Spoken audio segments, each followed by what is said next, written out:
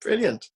Excellent. Well, hi, I'm Padraig Belton. I'm a journalist, write, and I teach a little bit too. And I'm writing from home these days and taking care of my two adorable little children. So thank you. Thanks for organizing this, Chip.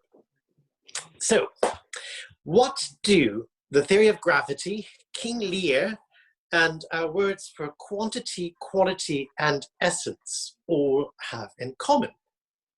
Answer: they were all isolation projects. So at home, in 1665, Isaac Newton built bookshelves, made a small office, and he filled a blank notebook every day with his ideas and calculations. He didn't have the distractions of his teachers or his fellow students from Cambridge, where he'd been sent home during a plague year. And his biographers call it his year of wonders. In that year, sitting at home, Newton developed the entire maths of integration and differentiation, his theories of gravity, the force that ties the whole universe together. And shut in his room, he made light pass through two prisms in a row, showing that white light contained the entire color spectrum. It was the most productive period of his life. 6 months after his return, he was a minor fellow of Trinity College. 2 years later, a Lucasian professor, but he spent the rest of his career working out the insights that he'd had cooped up at home during the plague. Now, we don't know much about Shakespeare's life, but we do know that Lear is first performed before James VI and I on Boxing Day 1606. And we know theatres were closed that summer to play. It's tempting to read Shakespeare's bleak, death-ridden play as a plague text.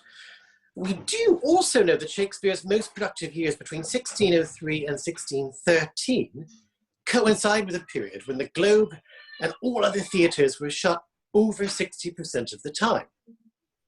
So when businesses stop, sometimes it's creativity that flourishes. Going back to classical Rome, daily business was negocium. Ocium, we still use the word, especially in Spanish or in Italian, or to negotiate. But negotium comes from the negation of something else, which is otium. Otium is leisure. Nec otium is the negation of leisure. It's business, and figuratively, it's difficulty, pains, and trouble. So what is otium? It's time free from activity. It's peace, quiet. Cicero uses the word over and over to describe the freedom he has sitting in his Tuscan farmhouse to write and study. But for him, like many of us, this freedom was initially completely unwanted. Claudius causes the Senate to exile Cicero in 58 BC, denying him fire and water within 400 miles of Rome.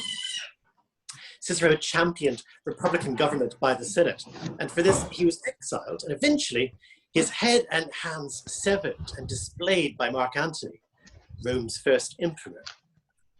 Before that, in 58, in his first exile, he takes up voluminous correspondence with friends like Atticus. He introduces to European culture the art of refined letter writing. He takes Latin, which he finds is a modest utilitarian language, and in its farmhouse, he turns it into a versatile literary tongue that can express abstract thoughts with clarity.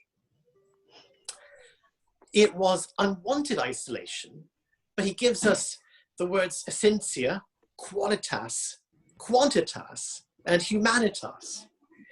What did Mark Antony really give us, apart from a character in a sort of minor Shakespeare play? Some artists have sought out willingly this purifying intensity of isolation. Mahler sequestered himself over 3 summers in his Komponierhauschen, his composition hut, which is furnished with only a table, chair, stove, and piano. Here in seclusion, he completed both his second and third symphony. A little bit closer to home, 20th century English painter Derek Hill had a painting hut on Tory Island in Donegal, where I used to live. He took breaks to teach the local fishermen how to paint. Dylan Thomas had a writing shed overlooking the River Taff in Carmarthenshire.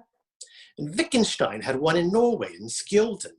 There he came up with most of the ideas in his Tractatus, and he learned Norwegian to talk to villagers, and Danish so he could read Kierkegaard. George Bernard Shaw had a rotating writing hut, which he could shift to catch the sunlight. He resolved to write at least 5 pages a day, regardless of whatever else was going on. And even David Cameron built a writing shed in his garden in Witney. So there's clearly something about isolation, even unwanted solitude, maybe especially undesired retreat, that can spark creation. We take what we've observed in the world, stored in our memory chips, and put it through our processor. For my wife, sitting downstairs right now, this has been a chance to take up her pastels and teach our daughter art.